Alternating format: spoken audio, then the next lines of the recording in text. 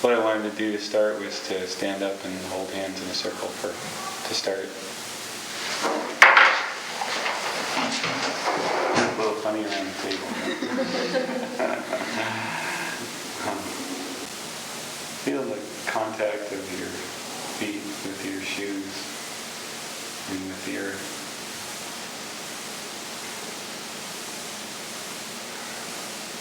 Feel the connection of your feet and the earth. Imagine that there's roots growing out of the bottom of your feet and going down into the earth. Going down, right down to the center of the earth and intertwining with other roots, with the roots of the rest of us.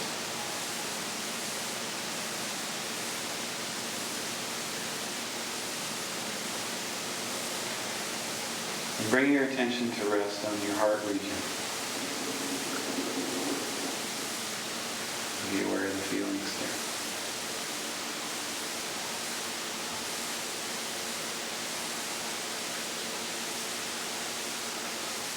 Imagine for a moment, if you will, a golden circle that goes through your heart and through the hearts of each of us.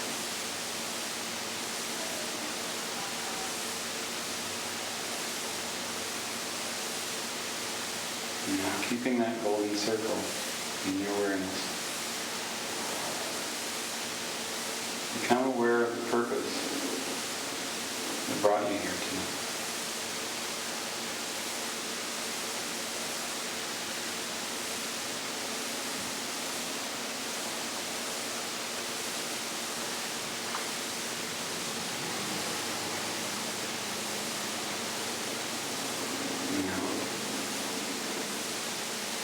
Holding that purpose in your consciousness.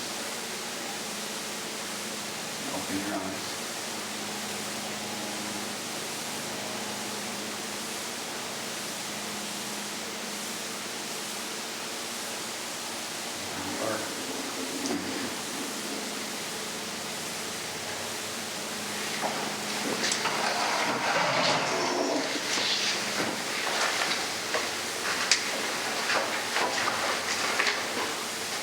So let's go around and introduce ourselves.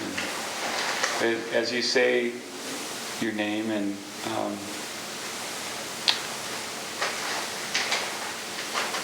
I'd like to each of us share what it is that our purpose is to being here. And also what a quality would be that you'd like to bring into your life or nurture in your life that would further that purpose.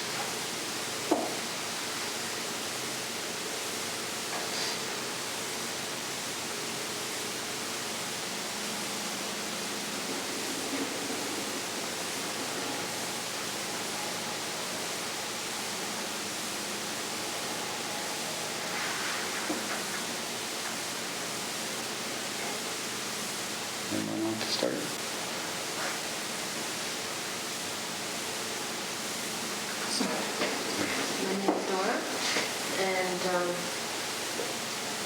First of all, I have to confess I made a mistake between workshop and lecture. I thought I was going to do lectures and I could just sit.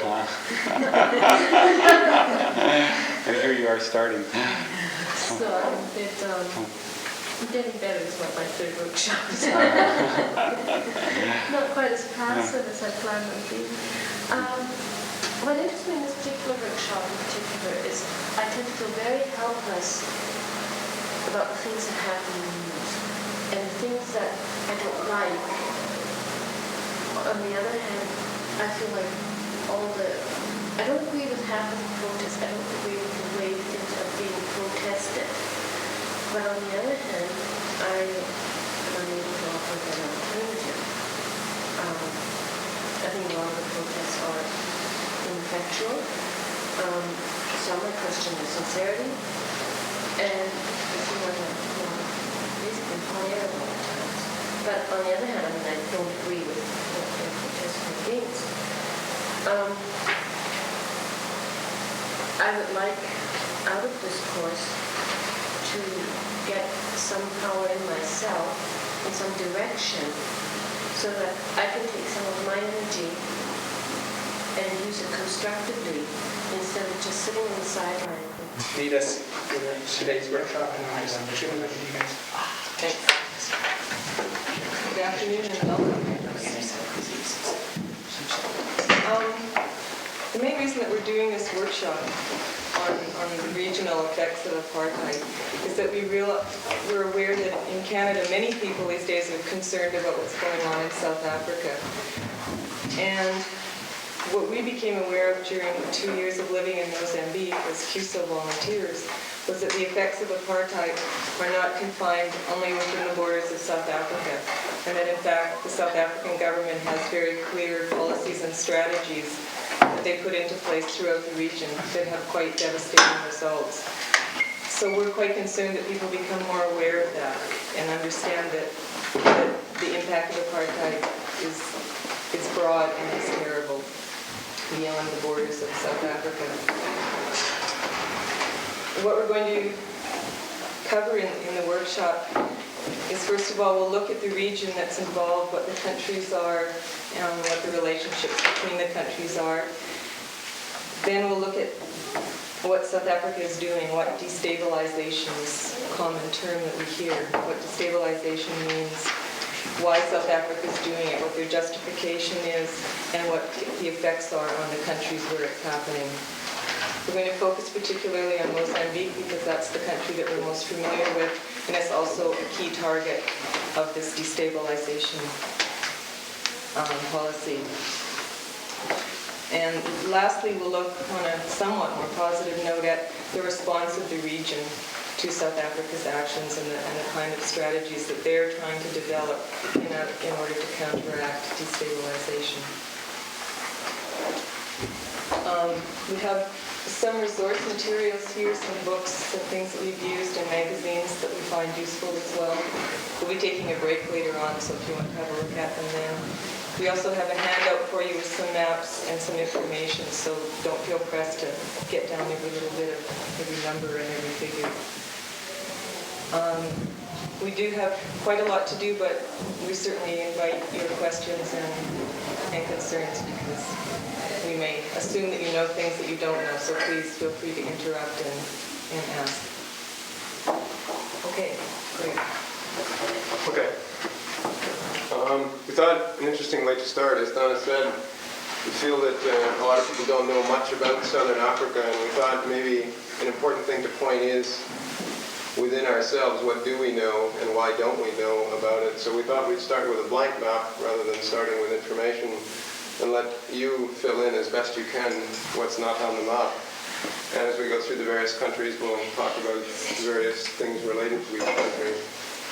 So why don't we start up here in the north and work south? We're mainly going to deal with what's known as Southern Africa, which is basically south of the equator, which is the top of the map. And we'll begin with this country here. Does anyone know which one that one is? Tanzania.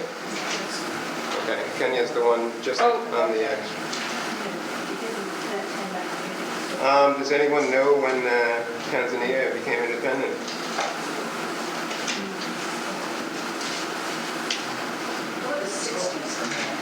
Okay, that's good.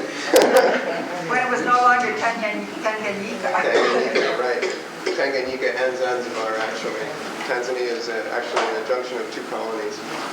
It became independent in 1961. And who were the colonizers? Germans. And English. And English, yes. So primarily the kinds of effects you see of colonialism in Tanzania are in fact British. The Germans were pushed out some time ago. There was discussion that something like that is bacon. Right. British always had a Scots Right. People need to speak up because of the sound of the machine. Okay. Okay. Any idea what kind of what are the main exports of Tanzania? What do they produce in Tanzania? Is their economy based on coffee? Right, that's number one. That's good. As well, cotton and sisal. You'll notice these are all agricultural products, mainly primary agricultural products. What about the government, the present government of Tanzania? What do we know about that? Is Neighbours still the president? He's resigned just recently, actually. But he was the leader since independence. Well, already we're in trouble, aren't we? Tanzania is basically a one-party socialist state, with Nyeri's party having been in power since independence. There are elections at local levels, and there is representation, but it's primarily a one-party state. It's not a parliamentary type of office. Is it possible, like when you see people's names, like I have often I've never heard names pronounced. And so then when I see them in print, I don't relate to what I've heard. Is there any way that maybe we could put... I believe that's a correct story. It's not quite right. Pronounced as Neighbouring? Or is it pronounced as Yeah, I can't even spell it myself. Neighbouring? N-Y-E-R-E-R-E? Isn't it? No, it's just No? E-R-E. Nyeri. He's actually no longer president. I don't even know who the president's name is now. It's just recently changed. How about this country here? In the middle. Zambia? Zambia. Okay. What about independence for Zambia? 65. 65? Pretty good, 64. And who was the colonizer in Zambia? British. British. As well. Belgium was the Congo, which Yeah, but is it's called, what's it called? Zaire. Zaire. What about government in Zambia? Socialist. One-party state, very similar to Tanzania. You want to know the president of Zambia? Another old father in Africa, Kaunda. He's been leader since independence as well. Zambia was northern Rhodesia before independence. That rings a bell. This is where the MR... MNR... No, that's there in Mozambique. They're in Mozambique. What about products from Zambia? What is their economy dependent upon? Was minerals, that's why it's so bad now. That's right, copper. 98% of their export economy was earned from selling copper, and once copper prices fell about 5 years ago, the economy of Zambia is in big trouble. Again, dependent on very few things for the majority of their foreign capital. How about this smaller country here? Malawi.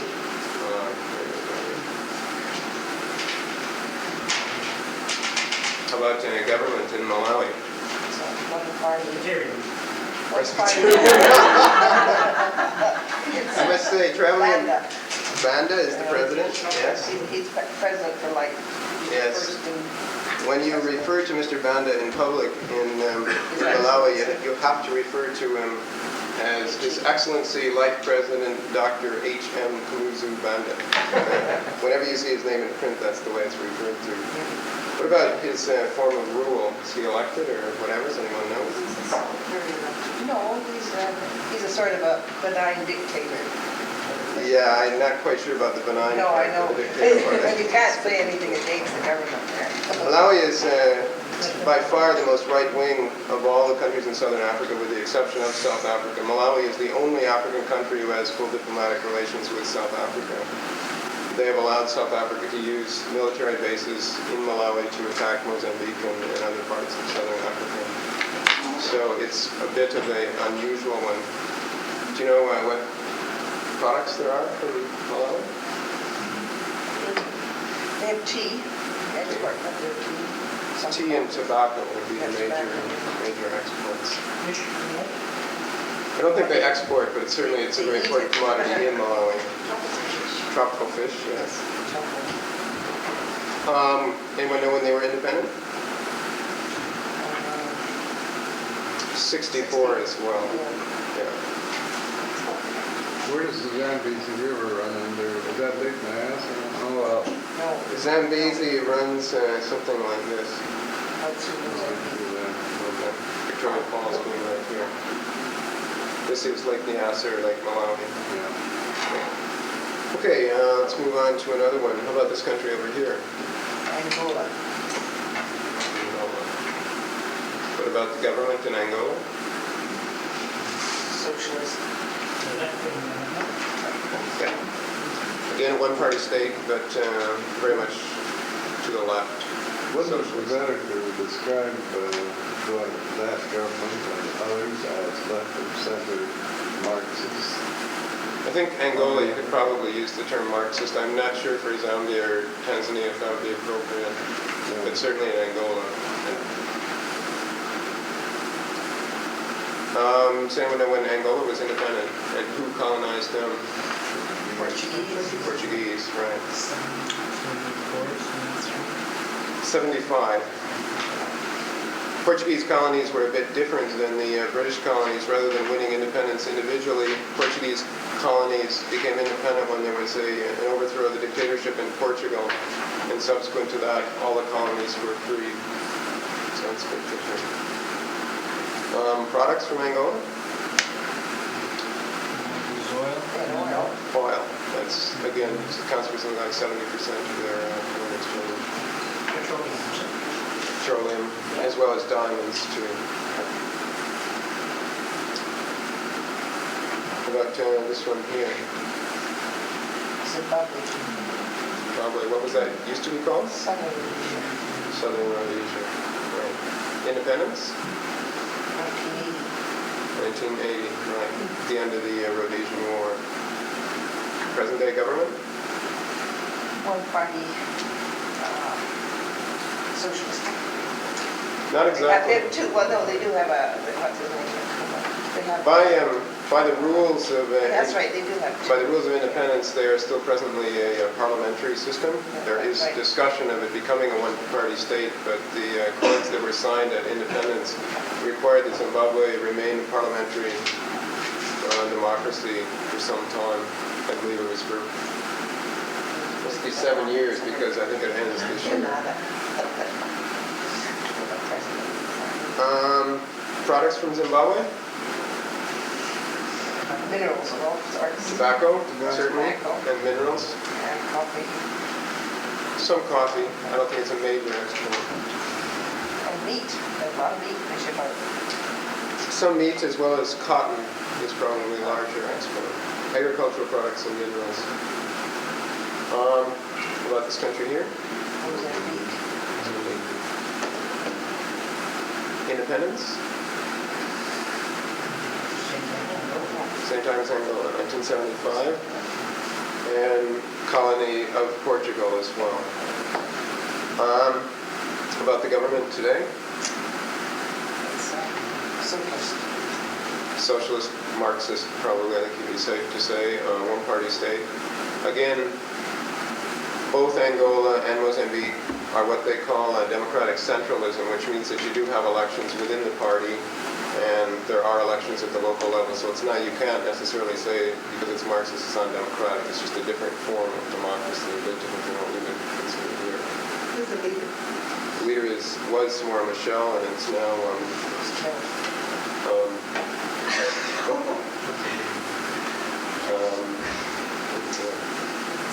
drawing a blank. Embarrassing. I'll have the name in a minute. I'll come back to it. Samora Machel, the president of Mozambique, was recently killed last October in a mysterious plane crash in South Africa. The president now is Chisano.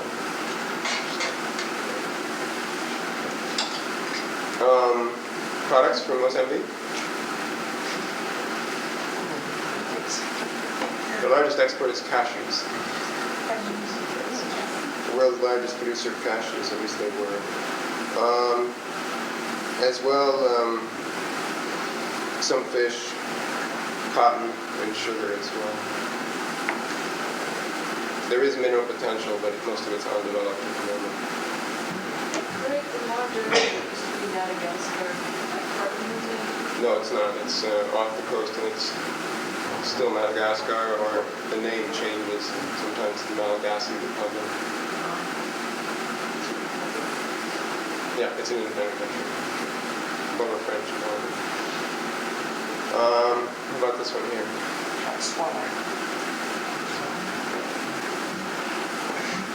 What about its colonial background? Right, British protectorate. Known as Kashuna-land. Kashuna-land. Okay. The difference being a protectorate than being a colony was that in fact no one ever bothered to take it over. It was basically desert, and it was left to the original inhabitants. And when they were pressured by the expanding Boers in South Africa, they asked the Queen to protect them, and it became what's known as a British protectorate. So it was never actually a colony, per se. It became fully independent in 1966. Any ideas about the government there? Socialist. I wouldn't call it socialist. I would say a democracy, middle of the road, probably would be best to call it. Certainly free enterprise. It's not socialist. It's renowned for being probably the only country in southern Africa with a positive trade balance. Does anyone know what that's due to? Well, that helps, but it has a major export, which are diamonds. It's very rich in diamonds.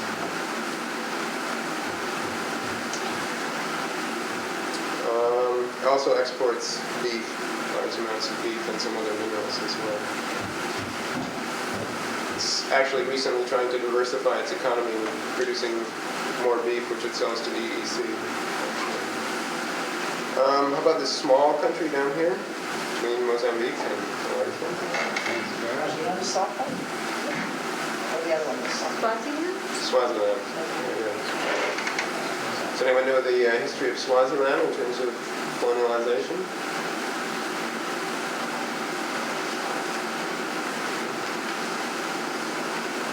It also was a British protectorate. It's it's in the mountains. It's surrounded by mountains, and it's a high plateau. And the people were able to defend themselves against the Boers, and they eventually asked for protection from the British government. Again, became a British protectorate, and became independent in 1968. Does anyone know about government or what they produce? It's a traditional monarchy. I would say a right wing, with certainly it's forced into a position of supporting South Africa by the South Africans.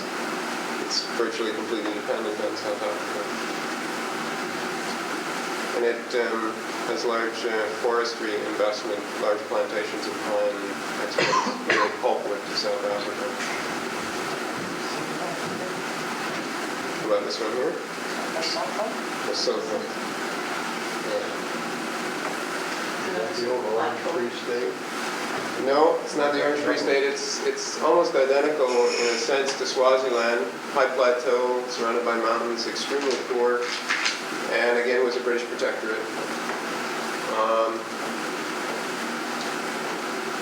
Its government, at present, it just changed recently as well. It was a monarchy at one time, and then it had an elected parliamentary system.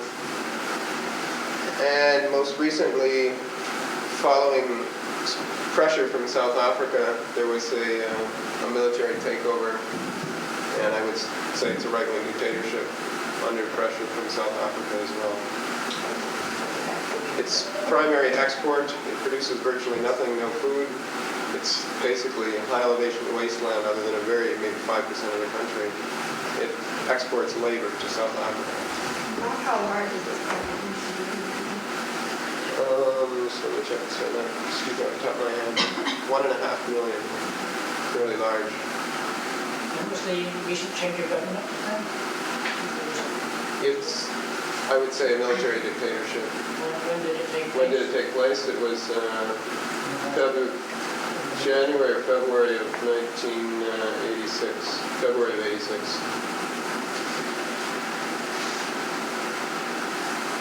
It is, you notice, is completely surrounded by this other country here, which I don't think I need to ask, South Africa.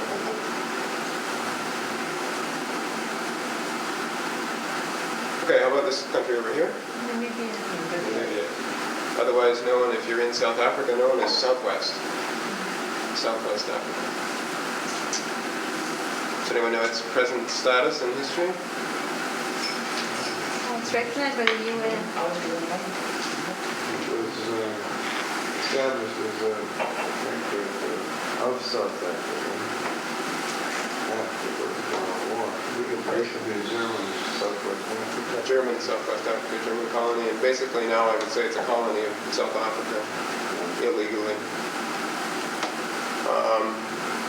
It has huge reserves of diamonds, which are being exploited by the South Africans, and all the profits are basically flowing into South Africa. And it operates much as a part of South Africa. The South Africans consider it part of South Africa, basically. Except when you rate human rights abuses. Yeah, right, then it's not theirs. Exactly. Okay.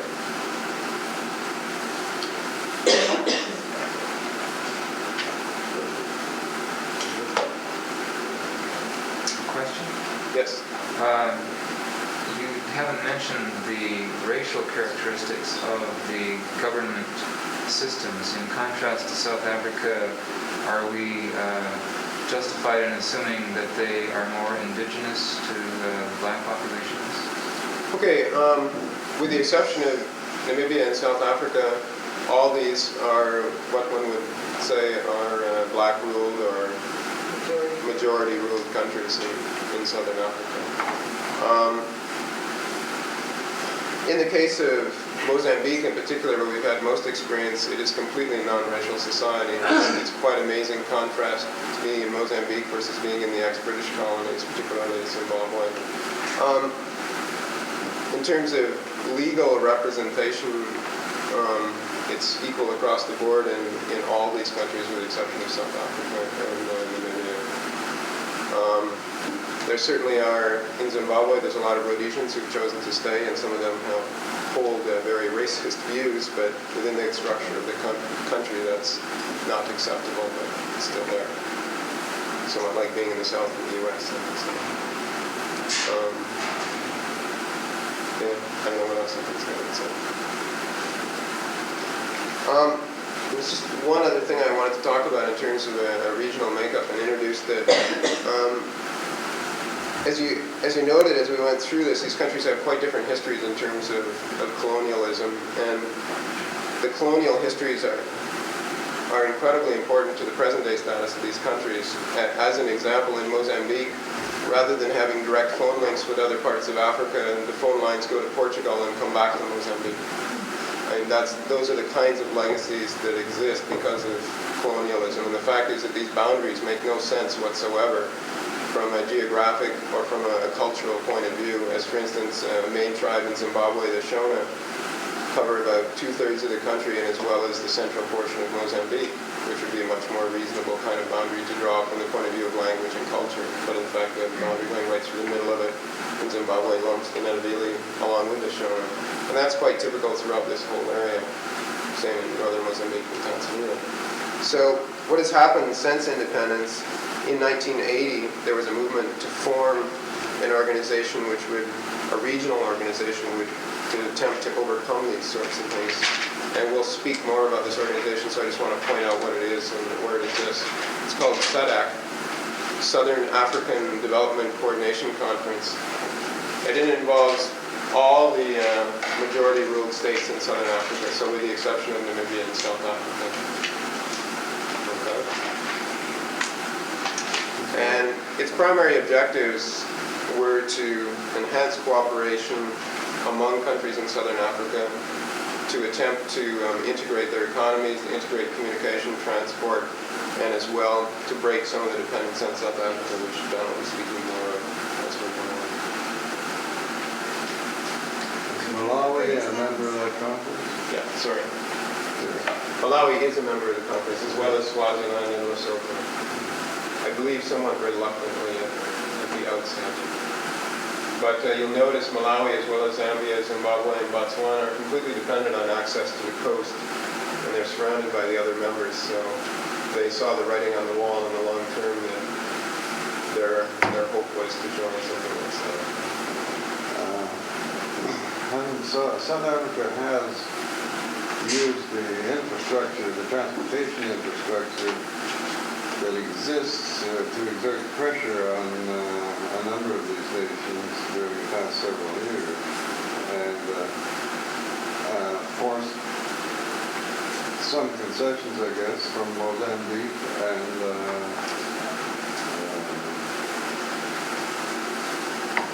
the three Botswana and Zimbabwe,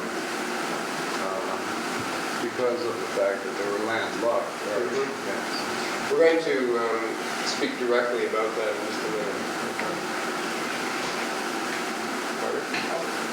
Just recently, there was some talk, quite a bit of talk in Zimbabwe about Mozambique wanted to join Zimbabwe, wanted to become part of the British Commonwealth and join up. And I asked them what they thought of Zimbabwe, and they said they were all for it, but it would be a big problem because Mozambique being so poor, they couldn't just take it over just right away. But of course, it would give Zimbabwe a port. They could get through, and they could control their railway line through Mozambique. But it was in the British press as well as in all the Zimbabwe papers. And It's interesting. I don't think Mozambique would necessarily agree with that, but well, this is what was being told by Mozambique people, and this was just a few months ago. I mean, there's very close cooperation with Mozambique and Zimbabwe. It actually goes back to pre-independence days for Zimbabwe because, as we said, Mozambique became independent in 1975, which was in the midst of the Rhodesian War. And as soon as Mozambique became independent, if you remember back when there were sanctions against Rhodesia, the Portuguese never instituted those sanctions, so it was very easy for Zimbabwe to get goods. And what happened was when Mozambique became independent, they cut the pipeline and they cut the railroad line that goes from the port of Beira here into Zimbabwe, which meant the sanctions were able to stick. And at that point, Mozambique was losing millions of dollars a year in transport and port trade for a very poor country. It was a big step to take. I mean, we talk about taking sanctions in Canada against South Africa, and we say it's going to cost us a few million. Well, that's nothing aside of what it cost Mozambique in that case. But the fact is, they also allowed freedom fighters for Zimbabwe to use bases in Mozambique, which meant they were attacked and bombed by the Rhodesian forces. And for that reason, Zimbabwe has always been very grateful to Mozambique in terms of the assistance that it provided during that time. So what is happening now is that rail line corridor and the pipeline are extremely important to Zimbabwe, and South Africa is now attempting to attack those, which Donna will talk about more. And there are in fact 10,000 Zimbabwe troops in Mozambique guarding that pipeline and rail line. And I think that kind of thing is going on. There's also investment coming from Zimbabwe into that corridor in Mozambique, but I'm not sure about this linking. They are meeting 24,000 Mozambique people. Refugees in Zimbabwe as well. I think that leads in quite nicely into what Donna's going to talk about.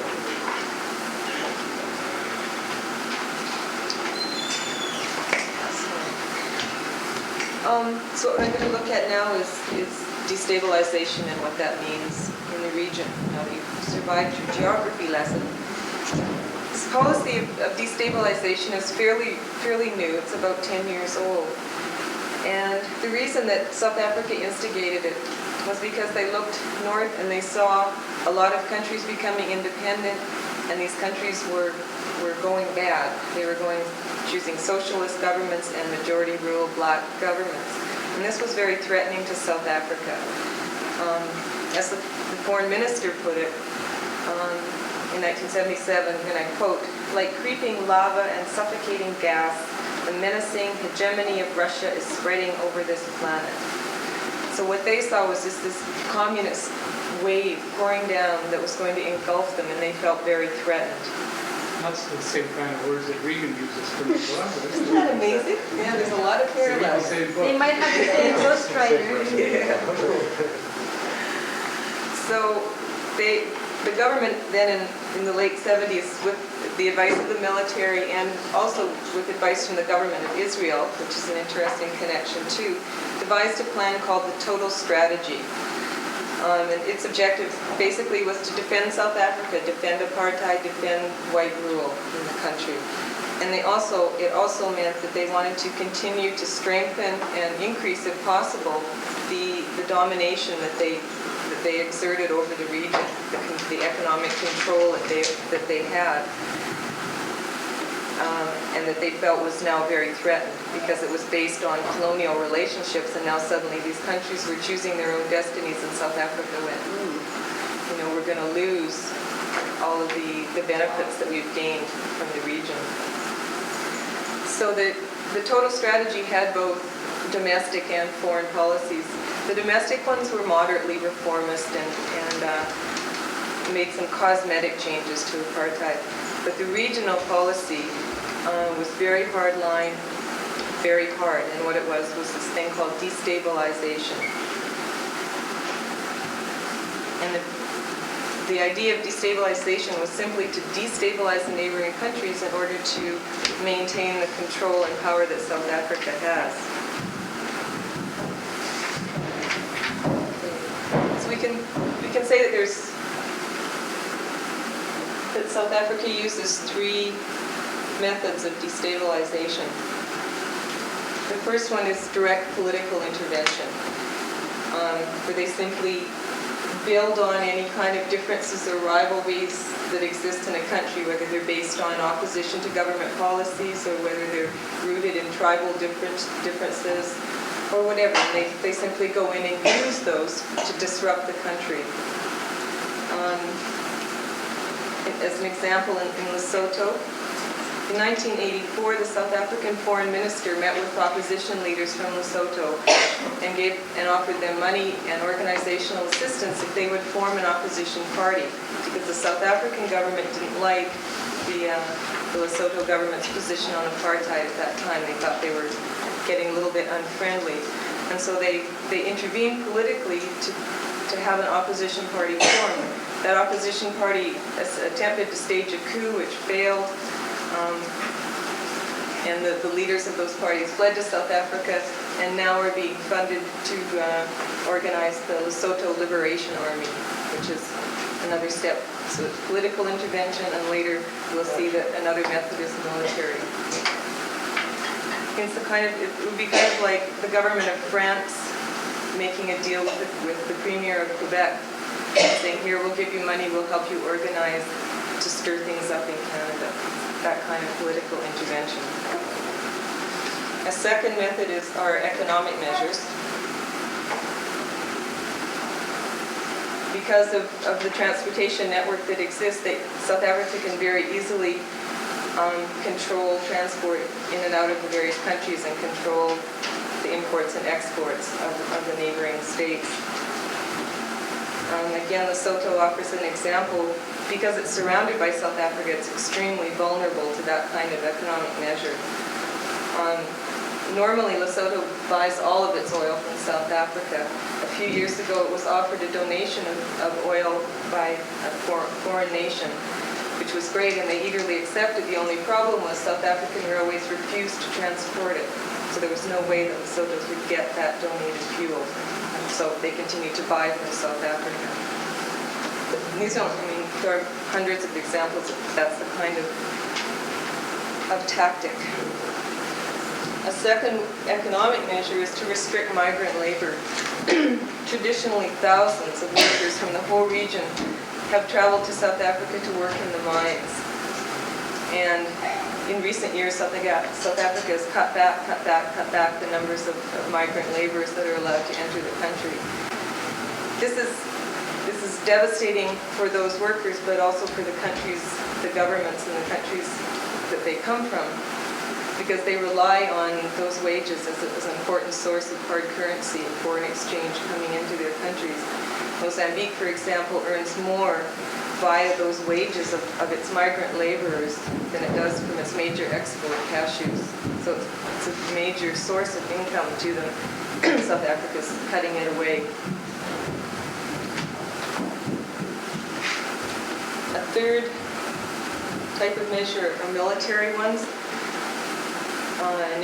Commando, South Africa has special commando units, and they're not shy about using their own air force as well to go in and simply attack. They've, in the last few years, have attacked the capitals of five capitals in neighboring countries. Okay. That's a lot. They've gone in. In those cases, their main targets have been offices and representatives of the African National Congress, the ANC, which is the main organization fighting for black liberation in South Africa. And so they just get in their little planes and fly to Harare or Maputo or wherever it is and drop their bombs. Railroads are also a main target for these little commando groups in particular, and white South Africans have been killed in Mozambique trying to mine a railroad there. In fact, the rail line that goes from Beira to Zimbabwe. And lastly, we have the surrogate armies. And these are the most devastating. They're the ones who are conducting most of the war, who are causing most of the damage. We call them surrogate armies because they're armies that South Africa is supporting. They're acting in the place of South Africa in their own countries.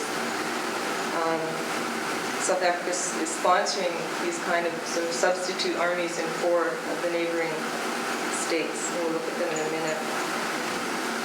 And their objective, again, is just disruption. Just keep things really stirred up and messed up. And maintain that economic control that South Africa has, the dependence on South Africa.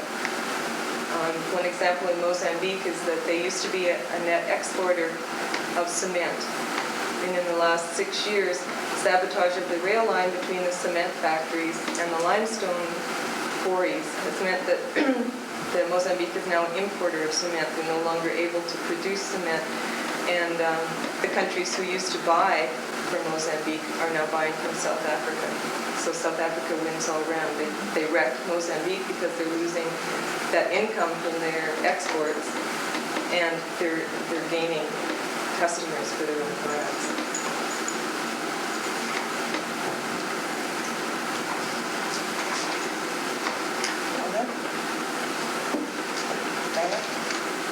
In April, there was a South African plane went and bombed Livingstone, which is a little village right near Victoria Falls in Zambia. And then it went over into Angola and bombed there. It was shot down. And it was a South African plane with an American pilot. American pilot. This was in the Zimbabwe Neighbours. And then at Guero, which is in the heart of Zimbabwe, there were 6 white farmers killed in a meeting. And I guess it was the surrogate army. They got in there and they just said, it was in, I read that in the newspaper, but it was, people were dressed in this type of uniform that the night watchman would wear in Zimbabwe. So they could be anybody. I never did hear any more about who it was or anything, but this is what they're doing every fall time. Yeah. I mean, right, the house just near where I was staying was bombed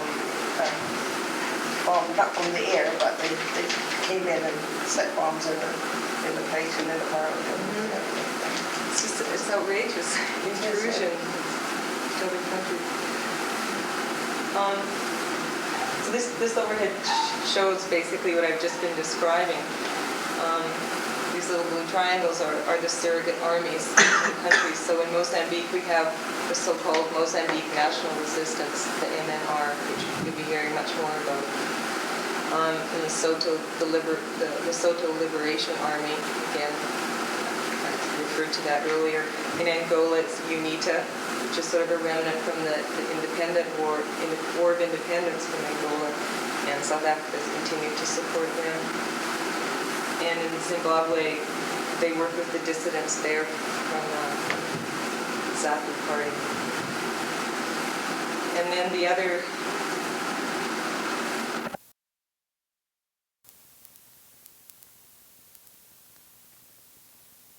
there, and two white South African commandos were killed and one was captured, and he had lots of stories to tell which sort of corroborated everyone's suspicions about what these guys were doing, things that he'd done in Mozambique and in other countries. So it's not, it's not just paranoia that people think this is South Africa doing it. There is facts to prove it out. Back it up. Okay. So I think we've already pretty much seen that transportation is really a key issue in the area because of historical relationships between the countries, and that particularly for the landlocked countries, it's really critical, the railroad links that they have. This map shows basically the existing rail lines. You can see that the majority of them follow kind of a north-south line linking up those former British colonies and South Africa, and that there are also some east-west lines through Angola, through Mozambique, and this one through Tanzania, which is the famous Tanzam Railway that was built after Tanzania's independence with the help of the Chinese. So you can imagine what would happen if these east-west lines were not operating. Because it means then that everything has to go through South Africa. So it's no coincidence that that's exactly what has happened. You can see in this one, the green ones are the ones that are still operating. The red ones are out of commission, and these ones that are green and red operate sometimes at low capacity. What this means is that South Africa has incredible control because all of, for example, Zimbabwe, all of their imports and exports, practically all have to go through South Africa. And in fact, at the present time, more than half of all the trade, imports and exports from SADC countries do go to or through South Africa. And that's why a real focus of SADC is to break that dependence and try and rehabilitate these lines so that they no longer have to ship through South Africa and give South Africa that control. What does South Africa tax? Are they really attacking the railways? Yeah, they're attacking the rail lines. That's with bombs or usually with mines. So it's very simple to do. It only takes a couple people and a couple mines to totally disrupt a rail line. Are they doing it directly, or are they paying people within those countries to do it, like mercenaries? In these cases, these are ones that were done by the South African military, either by one of these commando groups. I guess that's what they would mostly be. They wouldn't be South African military, but they would be special commando trained groups that have gone in. They are South Africans and they are mercenaries. The one fellow that was killed in Mozambique was actually an Irish fellow. The guy that was captured in Angola was a South African. And as Margaret said, this one pilot was an American. He was probably a mercenary as well. And some of it is done by local people who are hired, of course, to do that sort of thing. So, as well as the sort of political implications of having these rail lines closed, there's also economic benefits for South Africa because they make a huge amount of money on rail fees and port fees and customs brokers fees and all of that business that goes along with transported goods. So it's very profitable for them to have the situation as it is. Which leads us to ask, why is South Africa destabilizing?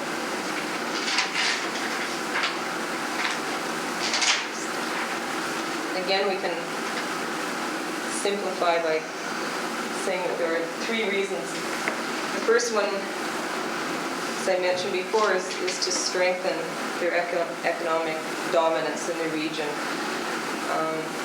The countries are very interdependent, in fact. It's not all one way. South Africa really needs its neighbors as a marketplace for the goods it produces because it tends to produce its goods at a much higher price than the world market price. So therefore they need sort of a captive market where they can dump their products that no one else will buy. At the present time, it's estimated that South Africa earns close to $2 billion a year from the SADC countries in sale of goods and services and other kinds of charges and whatnot. So that's a pretty substantial part of their economy, $2 billion, so they need it. And they don't want those countries to become more independent and more self-sufficient. They want them to remain dependent on South Africa. South Africa also really understands that economic control means political control, and the more they can put the squeeze on these countries, the more they can control the politics and the policies that the governments are able to develop.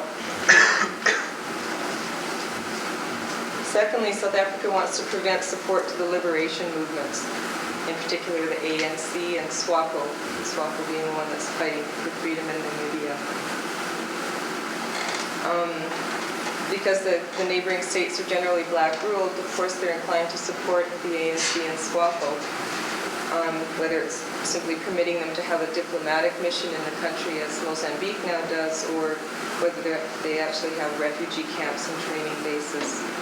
I was wondering, just in terms of like in Western media, most of the time you do hear about ANC and SWAPO. You never hear about some of the other organizations that are there in South Africa.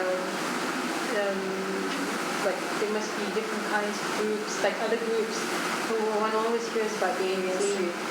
It's kind of taken on the role as the main liberation fighter, and because it's been in exile for so many years, since the early 60s, it's more visible in groups that are in South Africa as well. We don't want to talk too much about internal South African stuff, but tomorrow John Graham from Oxfam will be doing one on South Africa. Okay, so of course, when South Africa looks at these liberation movements, what they see are communist terrorists that have been sent by Moscow. So they want to stop their neighbors from giving them any support at all. And so they put the squeeze on them whatever way they can. And the last reason is a propaganda one, in the sense that South Africa is always saying, well, we can't have majority rule because black rule simply means chaos and violence, and the economy will fall apart. And as long as they pursue their policy of destabilization, that will appear true, because whites in South Africa will look across at Mozambique and go, oh my God, look what happens when those blacks are allowed to rule. Okay, so that's, if they have prosperous and stable multiracial neighbors, then that whole line of the South African government just doesn't hold anymore.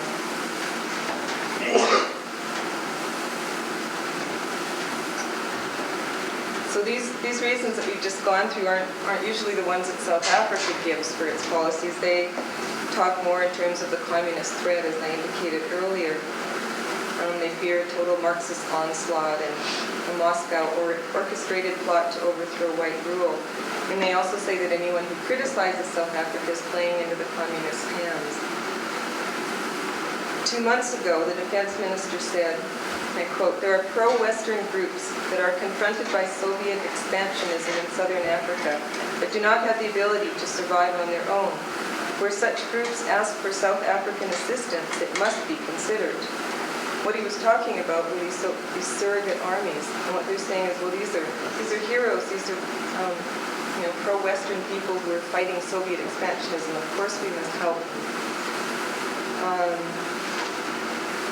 think we'll look more at what, in fact, those surrogate armies do. We'll take a break now, and afterwards we'll look specifically at Mozambique and see what kind of actions those wonderful pro-Western liberation fighters are doing. Reagan's freedom fighters. Sorry? They're doing the same thing as Reagan's freedom fighters are doing. Yeah, there are so many parallels with Central America. It's frightening. I think you can take Southern Africa and substitute South Africa for the U.S. and you have almost an identical situation. And in fact, the U.S. is making some attempts to be involved there, and with the repeal of the Clark Amendment, the U.S. is now providing funds to UNITA in Angola, which is basically the South African front in Angola. And there have been discussions about offering assistance to the MNR in Mozambique.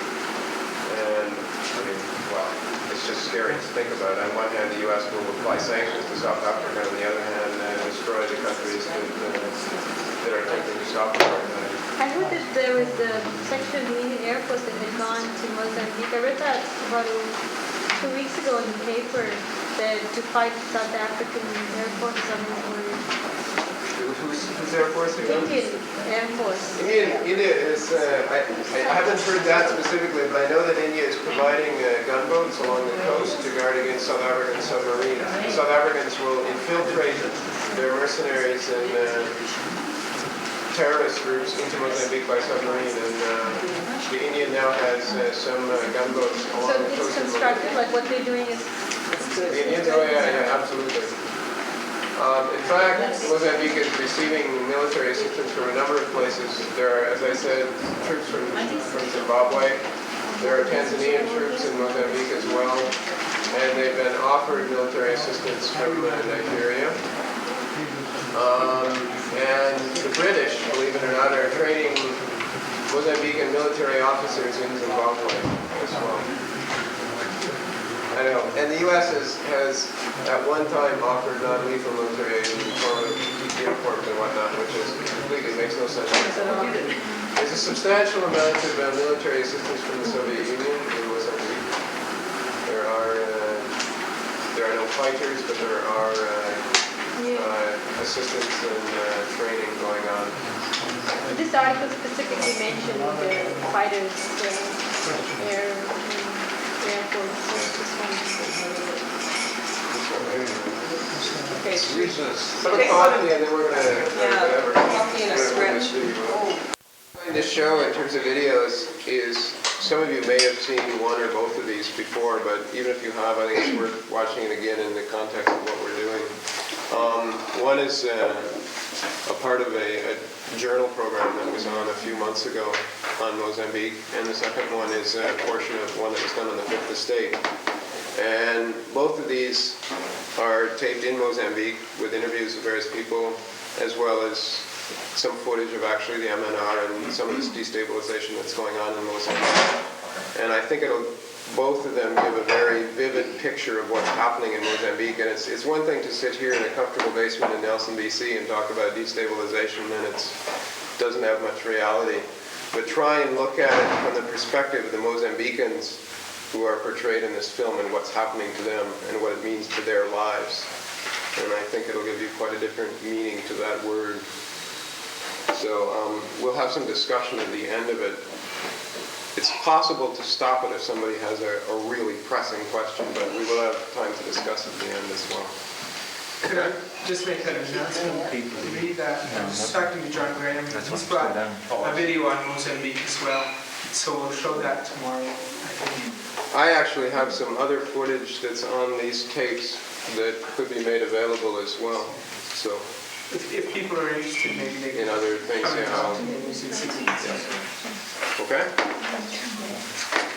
Basically much of the same sort of thing. There was a discussion of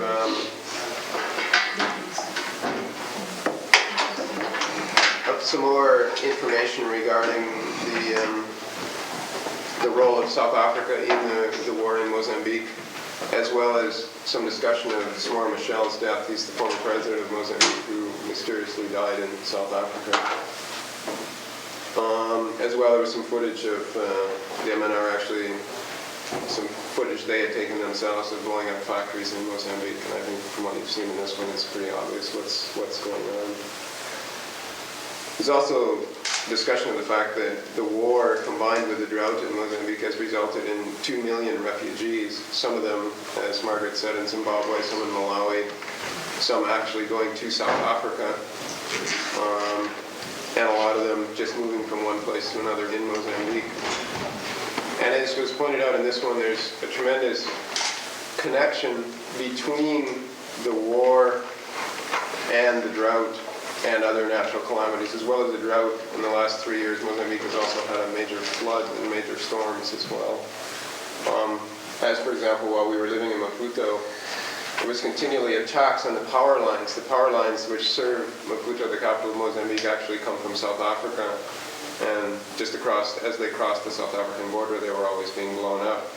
And there was sort of a respite of about a month with electricity without an interruption, which was just unheard of in Maputo, which is a city of almost 1 million people.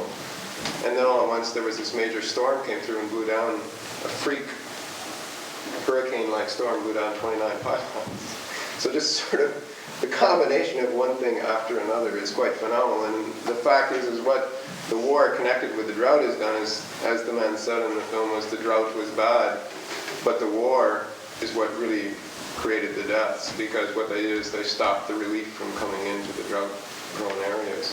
So people were forced to walk hundreds of kilometers to where the relief centers were because they were blowing up the trucks that were taking food to the people that were in the drought. I don't know, I just kind of like to open up to questions or discussion. If anyone has any comments about the film or any questions about Mozambique. One of the things that you didn't cover was the so-called Western aid programs to third world countries. The effect of that most of these programs were offered on condition that the country receiving the aid changed their economic policy and became an exporting nation and produced a cash crop. So we found now whether it was deliberate or inadvertent on the part of the Western nations to have developed this policy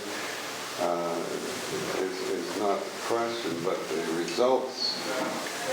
We find countries who a few years ago were able to sustain themselves through their agricultural production are now exporting large portions of their agricultural production in order to pay interest on the debts incurred, and their people are starving to death because they're not producing the necessities of life. I think that's there's lots of examples of that in Southern Africa, and I think that is an important point to be made. As I was pointing out when we went through the countries about the kind of commodities that they are exporting, commodity prices have fallen dramatically in the last few years, and the costs of industrial imports have increased substantially, such that relative to what they're selling their products for, to what they're buying their needs for, countries' incomes have gone down by a factor of 10 in some cases over the last 5 years, which is just phenomenal when you think about what that means. If your budget was cut to a tenth, what would that mean to you? And in terms of the aid packages, I think that is also a good point in that a lot of the aid, like we saw around the time of the drought, was basically what did Canada give? It gave wheat, not whether people wanted wheat or because people requested wheat, but because we had excess wheat. While we were in Mozambique, we received food aid from the United States, which got to us, and it was butter and cheese. Not quite appropriate. Not to say people didn't appreciate it and use it, but there were a lot of things that might have been a lot more appropriate. Did you resell the stuff and then buy more appropriate things with it, or? As an example of, yes, people would do that. As a good example of that, we were working on a forestry project that was right near the Zimbabwe border. It was a project that was receiving assistance from the World Food Program, an agency of the UN. And what it was a forestry food for work program. So basically the food aid was furnished to us, the factory. It was a sawmill, particle board complex. We in turn sold that food to our workers in local currency, and that money was used to generate long-term agricultural development in the area. So in theory it all sounded great, except the food aid again was donated by the EC and Canada. We were receiving cans of sardines from New Brunswick, which was fine, except that it so happened that where we were, there was a large reservoir. Fresh fish was readily available, and fish was not appropriate. But people being what they are, what we couldn't get was sugar. Soap was absolutely unheard of. Even hospitals were without soap. What people were doing was taking the fish, going across the border illegally at night into Zimbabwe and selling the fish in Zimbabwe, where in fact fish was a rare commodity, and then taking the money and buying shoes and soap and whatever they needed, and then coming back into Mozambique. So yes, that kind of thing did happen, but we were close. Yeah, and we were close to the Zimbabwe border, so that was convenient. If you lived on the coast and you were receiving fish, where would they go? Who wants fish? I think there's a really interesting book, and I've forgotten her first name is Susan, but it's How the Other Half Dies, which is an excellent book on the politics of aid. I think the other thing that goes into, I think some of the comments that you were making is that, again, is food aid itself that appropriate? Sure, if people are starving, it's appropriate. But what it often does is that it's given at the expense of local producers, and free food aid means that no one else produces, or the people that do produce have nowhere to sell their food, because in fact there's this free food around, or very cheap food around. And so what's more appropriate is rather supplying food aid at the time there's a drought, is that over the long term prior to that to supply development assistance, which is useful for generating agricultural projects where the food is needed. So, I mean, Mozambique, as an example, has incredible agricultural potential. It could be a net exporter of food with no problem whatsoever.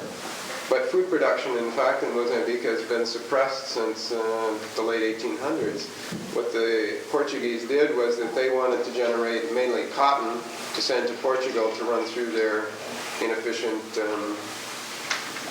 cloth manufacturing industry in Portugal, much the same as what Britain was doing. And so what they did was that they forced people to come and work on the cotton farms by creating a tax, such that people had to work to earn cash to pay this tax.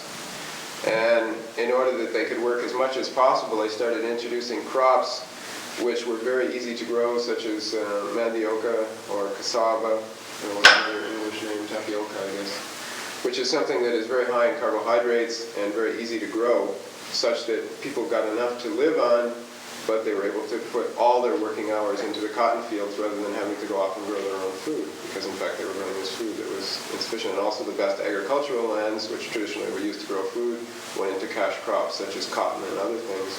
So in fact, at the end of Portuguese rule, there was near famine in Mozambique because people were spending all their time growing cotton rather than growing food. And those kind of problems continue even to today. Isn't there any, sorry. Well, it's just in terms of the whole plantation problem in all of the third world. I mean, most of the plantation crops are not essential to the Western world right there. They're often the drugs in terms of the cocoa and the coffee and the tea and the tobacco. They're the drugs for the Western world.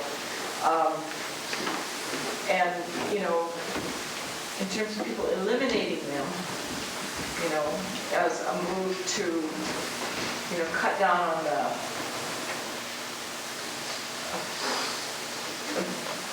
the land in the third world being used to grow plantation crops.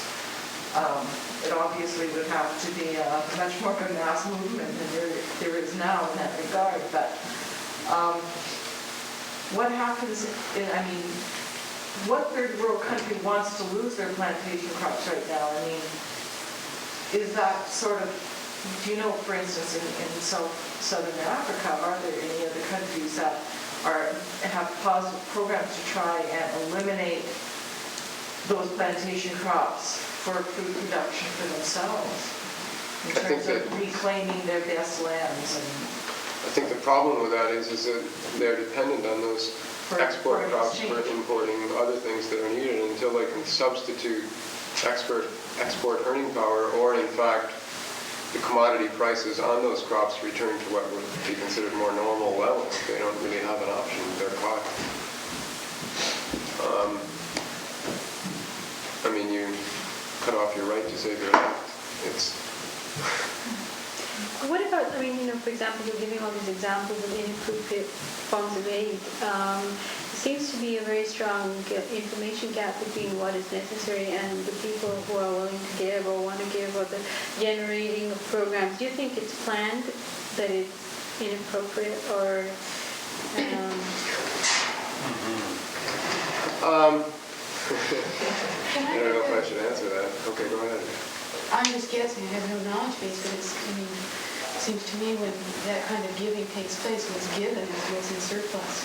So it's not at all articulated with need, and it's, you know, it's not even a particularly selfless kind of thing. It's this is what we can afford to give, because this is what we happen to have a lot of. Maybe they should have given away tuna fish. In reality, we don't even give it most of the time. It's high.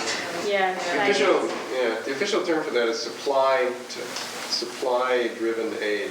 In other words, it's what you got determines what you give, not need-driven aid, which is based on what people need rather than what you happen to have. I wanted to discuss this a bit at the end in terms of what we can be doing to change this, but that is one of the things, is that right now Canada's aid through CETA is something like 80% what we call tied aid, which means it basically the money has to be spent in Canada, okay? And a lot of the food aid that we give is strictly supply-driven aid. Now, something more appropriate might be, rather than giving supply-driven aid, is to give foreign exchange credits such that, sure, they still have to buy in Canada, but they choose what they buy. We don't decide what we give them. And that way it becomes more appropriate. I have a question. I don't know, maybe it's been covered already, but in terms of boycotting certain products, you know, in South Africa to alleviate whatever's going on there, does that make much difference, or does that in fact, you know? We're not actually discussing South Africa per se. We're trying to talk about the region of the other countries, but I think to kind of turn your question a bit, sure, I think that sanctions against South Africa and boycotting of South African goods is useful and very useful. But the other side of that is show preference to buying goods from other places in Southern Africa.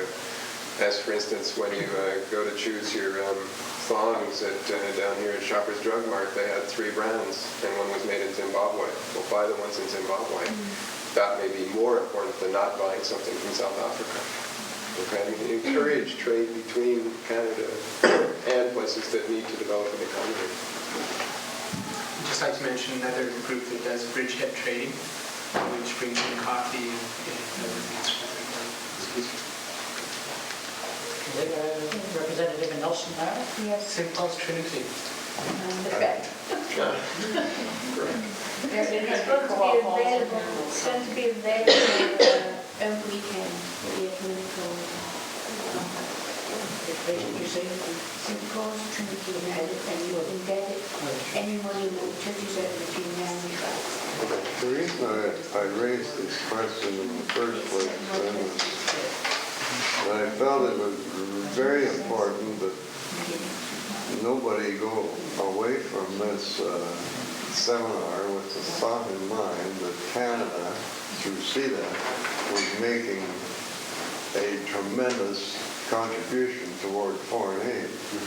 We should understand what is happening to that foreign aid, how it is being handed out, and what the conditions are under which it is being delivered.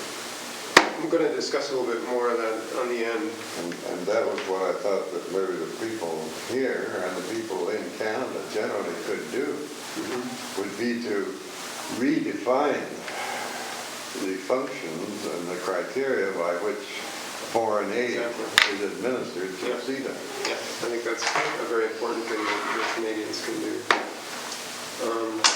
Could I just plug John Graham's workshop tonight, which is going to deal with that to a great extent. John Graham, who is the BC coordinator for Oxfam, is going to deal with Hungary and African trade and aid options. Where is it? It's here as well. In this room. Okay.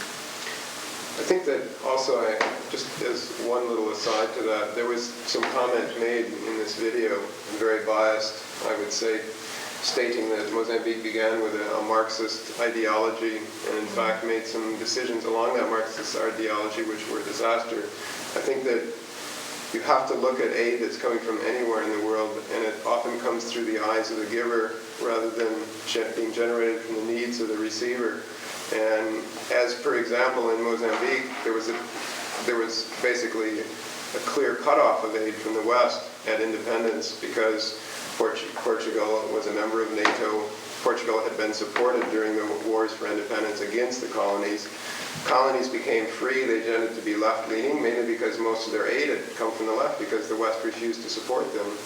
And in fact, the kind of aid which came from the East as well tended toward Eastern Europe, which is large state farms.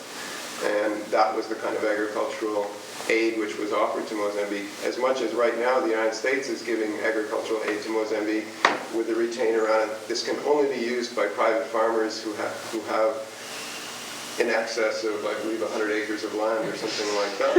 It cannot go to cooperatives, it cannot go to state farms, and it cannot go to small private farmers. So, I mean, no matter where the aid comes to a third world country, it ends up with those kind of ties, and I think that whole idea has to be changed. To say they made a big mistake because they went state farms, I mean, it could have been just as big a mistake to get aid from the United States. With large farmers. Well, we have been known to lie. We have been known to lie about what's happening in those countries, haven't we? Even on the jury. Exactly. Yeah, actually, just as a side to that, where we were working in northern Mozambique, there was a couple of large state farms that were very successful. One of them in particular, it was worked out such that a European country seemed to adopt one state farm and another European country. Now that we had one farm that had Bulgarian aid workers, one had East Germans, one had Yugoslavians, We had a Chinese and a Chinese one as well. And the one in particular with the East Germans was extremely successful and was very well run. It had an excellent Mozambican director. And it in fact became an MNR target, exactly as they were saying. And 8 East Germans were murdered on their way to work one morning. I mean, that's the kind of thing that South Africa is doing. What kind of an impact does the non-aligned movement have on all this? Do they have any, does it have any impact at all? Or is it just kind of a namesake? I think, the meeting in the last non-aligned movement meeting was in Harare about a year ago, wasn't it? Yeah, just exactly a year ago. And I think that it added, if nothing else, it adds a lot of publicity to what's going on and offers moral support to the countries in Southern Africa and diplomatic support, which is important. And I think through the non-aligned movement, the kind of things like India is doing in terms of giving military aid and hopefully raising the issue of sanctions against South Africa, sure, it's all useful. But I mean, in terms of, actual economic resources, I mean, the idea of the non-aligned movement was, to set up an alternative system where things didn't have to necessarily go to the United States and the Western world, like to develop an exchange system between the countries. So I think there could be a lot more aid that could be coming from that movement, but it's not what it is. I think in the case of Mozambique in particular, the problem right now is that conditions are so bad in the country, they don't have anything to trade. I mean, it's not a matter of trading, it's a matter of starting from scratch. It's even difficult to ask for aid because obviously donors are going to look and say, well, sure, we'll build you a hospital, but next week it'll may not be there. So it's very, very hard for them even to get aid at all. I mean, it's to the point where if you're going to give support to Mozambique, which is useful and long-lasting, you may have to well accompany it with military support, or it may be a waste of time. I mean, that's the reality of the situation. Do they have non-government organizations there which could deal with things, or are they not? Indigenous Mozambican organizations, very, very limited. It's mostly government. Because I know that I met some Canadians who were with the Emmanuel Foundation, which is a Baptist foundation. They were going into Mozambique, and then we met these Germans from West Germany who were German Hunger Foundation. They were going in Mozambique too. Like see in Harare, they have the Zimbabwe Freedom from Hunger campaign, which is they are blacks, Zimbabweans, and they were also going in. I think. So I just wondered, and we deal directly with them, with the non-government agencies. I just wondered if they had them. There are some, but extremely limited. The primary problem with Mozambique, as was pointed out on the tape again, is that they started. The difference between Portuguese colonialism and British colonialism in Southern Africa is quite substantially different. Like a place like also Zimbabwe, the literacy level in Zimbabwe is fairly high in education levels, where in Mozambique, at independence in 1975, literacy was, 3%? So we're looking at 12 years later, and now it's up to about 35 or 35%, which is an incredible change. I mean, that's what the government was able to do, but it's still not anything like Zimbabwe, where it's probably 6 years later. In the introductory remarks, I was just coming in, so I didn't write it down. You mentioned a conference that included all the Southern African countries accepting South African. Is that doing anything? Is it effective? I'm going to talk about that at the end, so. Back to that in a minute. Is Zimbabwe being victimized by any other, Mozambique, is it being victimized by any other countries in Southern Africa than South Africa? At the present time, no. At 2 or 3 years ago, Malawi was being used by South Africa as a base to attack Mozambique. Malawi was in agreement with that? There were certain segments of Malawi that were in agreement with that. There was when we were actually in Malawi in October of '84, and that was the first time that President Michel of Mozambique had visited Malawi since independence. So it's 10 years next door country, mainly because the difference in political outlook was so substantially different. There were a lot of Portuguese who fled Mozambique after independence who ended up in the government in Malawi in highly placed positions. So they. Yeah. When Michel and Banda had a discussion about this specific topic, it was reported that the comment that Banda made was that I'd like to help you out, but basically the people who are in my government and control the economy of my country are completely dependent on South Africa, and I can't swing them. And subsequent to that, recently, there has been an agreement signed between Malawi and Mozambique. Because you see, what's happened is that Malawi being landlocked, at that period of time, South Africa was protecting the rail line that went to Malawi, and they weren't attacking it. But that changed dramatically. In fact, Malawi became cut off, as they were saying in there. The truck convoys that were going through TAP to Malawi are being attacked 5-6 times a month. The railroad has been closed, and Malawi is literally cut off. And Malawi now is in deep trouble economically as well. And they're realizing that their long-term interests are not with South Africa. And I believe also there was an ultimatum put to them by Zambia, Tanzania, and Mozambique jointly, which said, you either throw out the South Africans or we will put a complete boycott and we encircle your country and you won't get anything in route. And they finally capitulated. But that's the only other country that's at all. God, it's just amazing how much power this little South Africa has. It's incredible. It's not very little, and it's very rich. A rich country. One thing that, which has come up before in terms of, who you inherit your, who the colonialists were, in terms of infrastructure and education, and I've heard British authors claim that if you're going to have to colonize, you should wish for the British colonize you rather than anybody else. And in some ways, I can see the point. Well, let's say compared in terms of transportation structures and things, and education. But in terms of the racial attitudes, it's interesting that you say that the Portuguese, which left the country absolutely destitute, has become a sort of an open multiracial society. And 95% of the Portuguese left. So only a very small number stayed.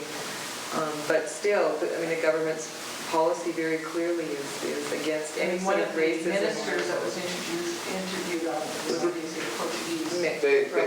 They include, the cabinet includes former Portuguese, whites, Indians, Indian black, and Indian white crosses, and black white crosses. It's a real mix.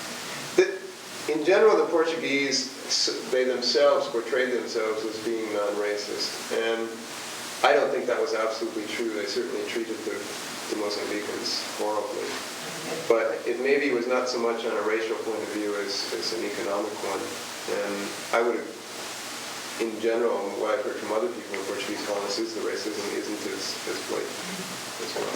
But the way the Portuguese did it wasn't strictly racist, but sort of cultural in a way, and apparently if an African could make his way up and become culturally a Portuguese, then he was accepted as an equal. Yes, they have this class called assimilados, assimilated ones, and you could, basically what the requirements were was that you wore shoes, you spoke Portuguese in your home, you ate with a knife and a fork, and then you could become a card-carrying Portuguese.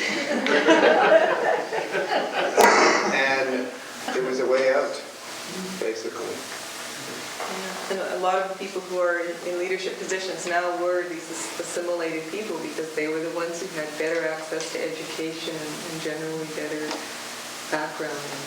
But what about in Zimbabwe? Because when it got its independence, I understand that a lot of the white people left. They fled to South Africa, and then Zimbabwe was wondering if they were going to come back.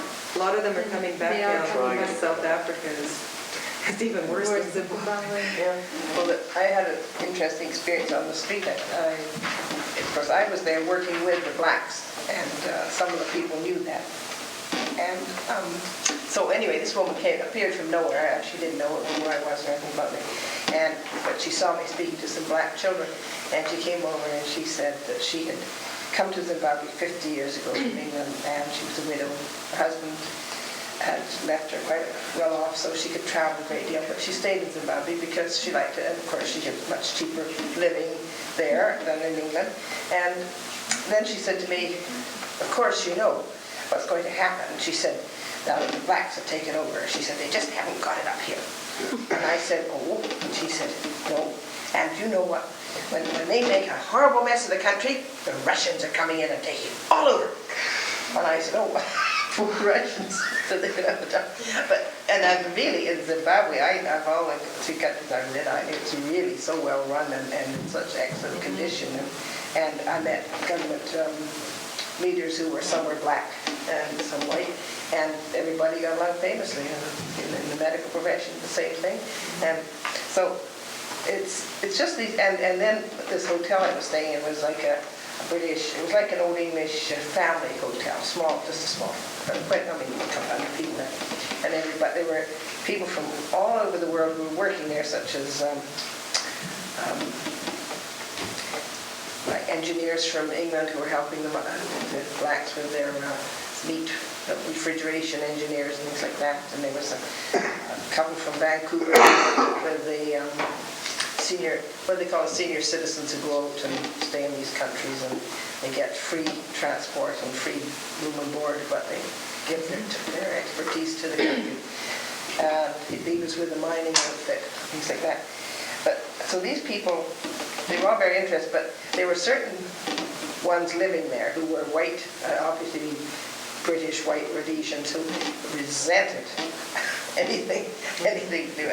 And when they found out what I was doing, they wouldn't speak to me at all. You know, I was out there helping the blacks, and therefore I was ignored completely. So it was quite interesting, the attitude of the people. But anyway, but I did meet some wonderfully dedicated whites and blacks in that country. Well, all three countries. I'm very impressed by it.